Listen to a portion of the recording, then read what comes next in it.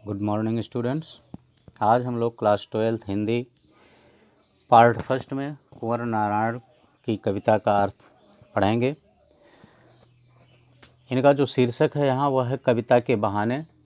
तो सर्वप्रथम हम कविता के बहाने कविता को पढ़ने से पहले सर्वप्रथम कुंवर नारायण जी के जीवन परिचय का अध्ययन कर लेते हैं। एक बार उनके जीवन परिचय को देखते हैं, क्योंकि किसी भी कविता की व्याख्या लिखने से पहले हमें उस कवि के या लेखक के जीवन परिचय के बारे में जान लेना थोड़ा सा आवश्यक है। और अति संक्षेप में हम उसका जीवन परिचय भी अगर लिख लें अपनी फेयर कॉपी में तो ज़्यादा अच्छा होता है। इसको मैंने आपको 11th में भी बताया था, पिछले वीडियो में भी बताया था और इसमें फिर बता रहा हूँ कि जब भी आप नोट्स बनाते हैं तो नोट्स बनाने से पहले सबसे पहले आप उस कवि या लेखक के बारे में पाठ के प्रारंभ में थोड़ा सा उसका जीवन परिचय जरूर लिख दें।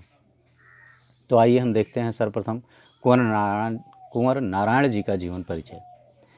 देखिए, कुंवर नारायण जी का जन्म 19 सितंबर सन 1927 ईस्वी को हुआ था।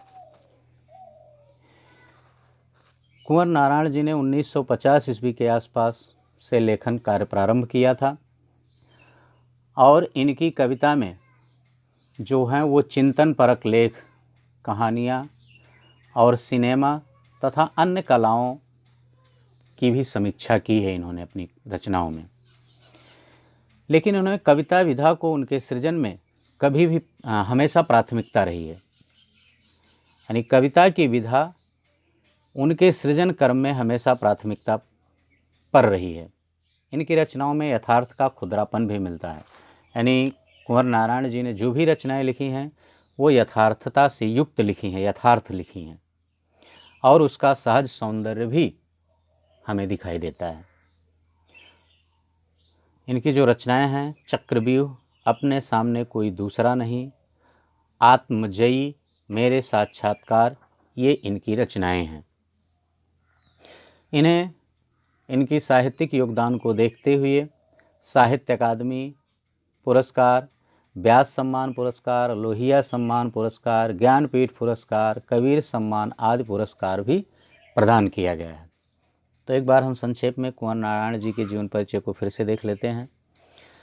19 सितंबर 1927 ईस्वी में इनका जन्म हुआ था। 1950 ईस्वी ने इन्होंने के आसपास से इन्होंने रचना करना प्रारंभ कर दिया था। इनकी जो भी रचनाएं या कहानियां होती हैं वो आत्मपरक, चिंतन परक होती हैं। इनकी रचनाओं में यथार्थ का खुरदरापन और उसका सहज सौंदर्य मिलता है। इनकी जो रचनाएं हैं, चक्रव्यूह, अपने सामने कोई दूसरा नहीं, आत्मजयी, मेरे साक्षात्कार आदि। कुंवर नारायण जी को इनकी रचनाओं पर साहित्य अकादमी, व्यास सम्मान, लोहिया सम्मान, ज्ञानपीठ, कबीर सम्मान आदि पुरस्कार भी प्रदान किया गया है। तो इस तरह से आप इनका संक्षेप में जीवन परिचय सर्वप्रथम आप पाठ के प्रारंभ में लिख लेंगे। कविता का पहला छंद है, कविता है कविता के बहाने। इसका पहला छंद हम देखते हैं। कविता एक उड़ान है चिड़िया के बहाने, कविता की उड़ान भला चिड़िया क्या जाने, बाहर भीतर इस घर उस घर, कविता के पंख लगा उड़ने के माने, चिड़िया क्या जाने।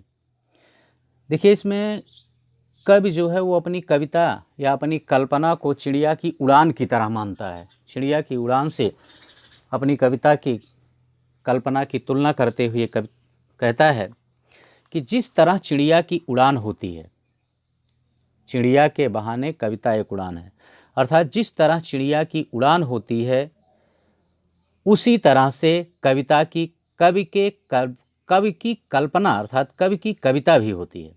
यानी कवि की कल्पना की उड़ान भी चिड़िया के उड़ान की तरह होती है। कविता की उड़ान भला चिड़िया क्या जाने। फिर कवि कहा, लेकिन चिड़िया की उड़ान की एक सीमा होती है। जैसे चिड़िया, हर चिड़िया की अगर हम देखें तो आकाश में उड़ान की ऊंचाई जो होती है सबकी अलग अलग होती है। गौरैया है, वो जिस ऊंचाई तक उड़ सकती है, गौरैया से बड़ी चिड़ियाँ जो हैं वो उससे अधिक ऊंचाई तक उड़ सकती हैं ऊपर। और इसी तरह से जो जैसे गिद्ध आदि होते हैं या चील होती है, ये बहुत ऊंचाई तक उड़ते हैं, उतनी ऊंचाई तक अन्य चिड़िया नहीं उड़ सकती है। उसी तरह से सबकी दूर दूर तक लंबी उड़ान की बात अगर हम करें तो सबकी लंबी उड़ान की भी अपनी सीमा होती है कि कौन सी चिड़िया कितनी दूर तक अधिकतम उड़ सकती है। जैसे अगर हम एक छोटा सा पक्षी होता है हमारे यहाँ आसानी से मिल जाता है देखने को, मयूर। मयूर हम देखते हैं इतना बड़ा पक्षी होता है कि ये एक साथ लंबी उड़ान, बहुत दूर तक की उड़ान नहीं भर सकता है, नहीं जा सकता है। तो इसीलिए कवि कह रहा है कि चिड़िया की उड़ान की भी एक सीमा होती है, ठीक ना। बाहर भीतर इस घर उस घर, चिड़िया जो है वह घर के अंदर और बाहर, एक घर से दूसरे घर, इस घर उस घर, एक घर से दूसरे घर तक उड़ती रहती है।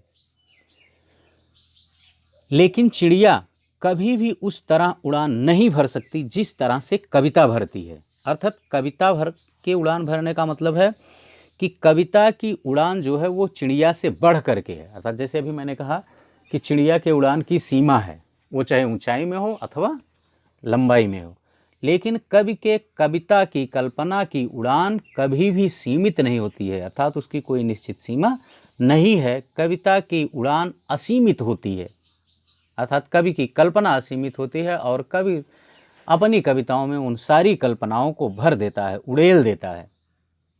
इसीलिए कवि कह रहा है कि जिस तरह से चिड़िया की उड़ान की सीमा होती है उस तरह से कविता की उड़ान की कोई सीमा नहीं होती है। अर्थात कविता की उड़ान चिड़िया की उड़ान से काफ़ी बढ़कर होती है। दूसरा छंद है, कविता एक खिलना है फूलों के बहाने, कविता का खिलना भला फूल क्या जाने। बाहर भीतर इस घर उस घर, बिना मुरझाए महकने के माने फूल क्या जाने।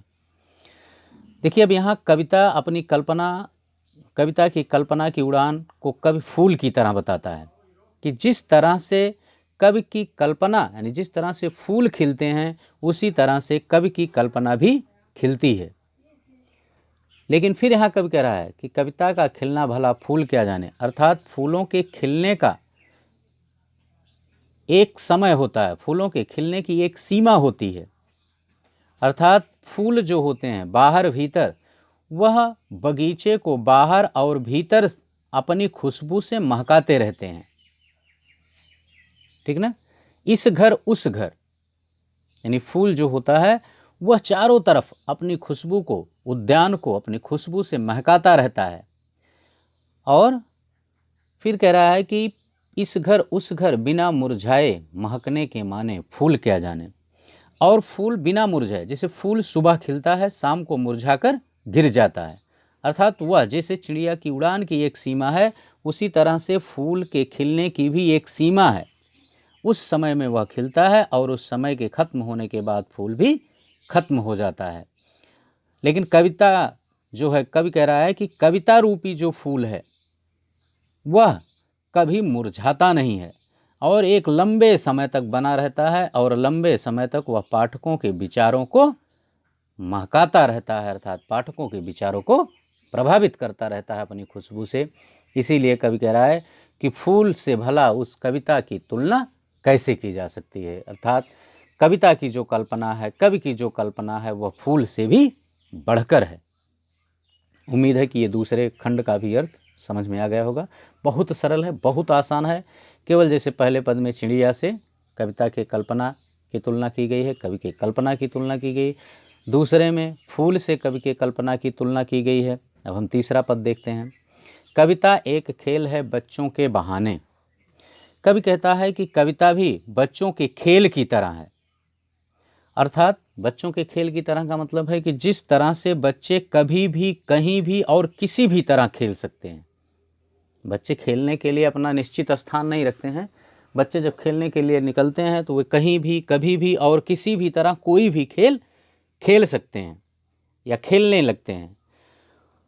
बच्चों में कभी भी अमीर गरीब, स्त्री पुरुष, जाति आदि का कोई भेदभाव नहीं होता है।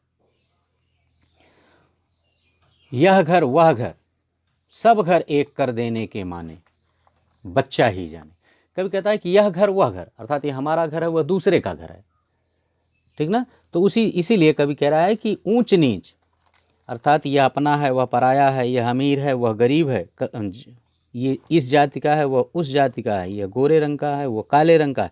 इस तरह से स्त्री पुरुष, अमीर गरीब, जाति रंग आदि का कोई भेदभाव बच्चे नहीं रखते हैं, सब एक कर देने के माने बच्चा ही जाने। अर्थात ये अपने आप को किसी सीमा में नहीं बांधते हैं, वे बच्चों की तरह सभी को साथ लेकर चलते हैं। और इसी तरह से यह कभी भी सबको एक तरह से मानते हुए, बिना किसी सीमा में बंधे हुए, सारे संसार को अपना मानते हुए, सबको अपना आत्मीय मान करके चलता रहता है। ठीक ना। ये तीसरा पद है कि कविता एक खेल है बच्चों के बहाने। अर्थात जिस तरह से बच्चे अपना खेल कहीं भी, कभी भी और किसी भी तरह का खेल खेल सकते हैं, घर के बाहर, घर के भीतर, अर्थात वो अपने निश्चित क्षेत्र में, उससे बाहर भी। ठीक है ना।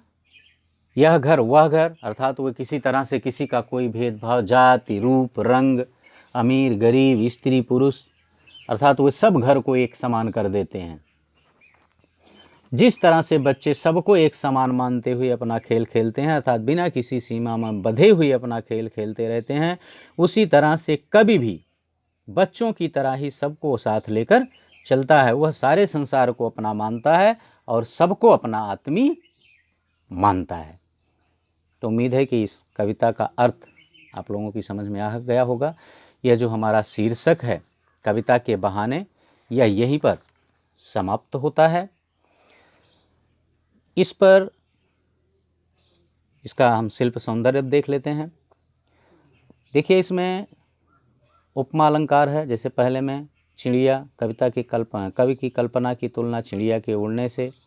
दूसरे में कवि की कल्पना की तुलना फूलों के खिलने से यहाँ की गई है, तो उपमा अलंकार है।